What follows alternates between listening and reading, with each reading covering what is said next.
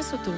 La France n'est pas encore championne d'Europe ou du monde de foot. En revanche, nous restons les champions du monde du tourisme. Axel de Tarlé, avec près de 84 millions de visiteurs étrangers l'an dernier. Voilà un beau record. Et oui, on a battu notre propre record, mais de justesse. On a fait l'an dernier 83 700 000 visiteurs étrangers. C'était 83 600 000.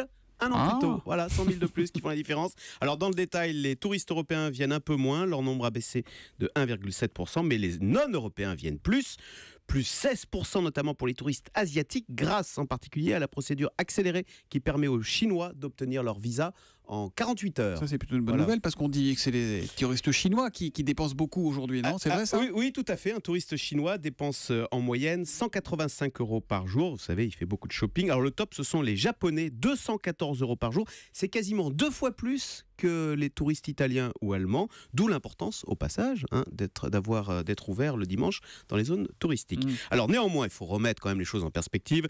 L'essentiel des touristes, 80%, plus de 80%, ce sont les Européens, les Allemands, les Britanniques, les Belges. Même si c'est vrai, ces chiffres sont gonflés parce que la France est un pays de transit. Donc concrètement, une famille hollandaise qui part en vacances en Espagne, mais qui s'arrête dormir une nuit en France, eh bien elle est comptablement considérée comme des touristes. C'est ce qui explique pourquoi la France... C'est parce qu'elle ouvre les yeux et qu'elle en profite, elle trouve ça joli, c'est pour ça que voilà, c'est mais elle comptabilisé en dépense pas touriste. beaucoup.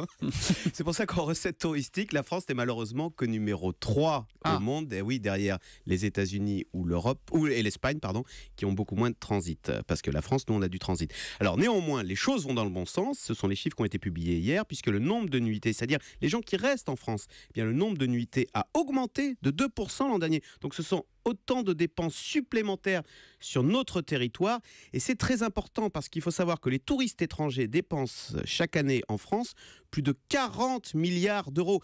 Et ça, c'est comme de l'exportation, vous comprenez? Alors sauf qu'au lieu d'exporter, c'est comme si les acheteurs, donc en l'occurrence les touristes, venaient eux-mêmes retirer leurs produits en France. Mais voilà,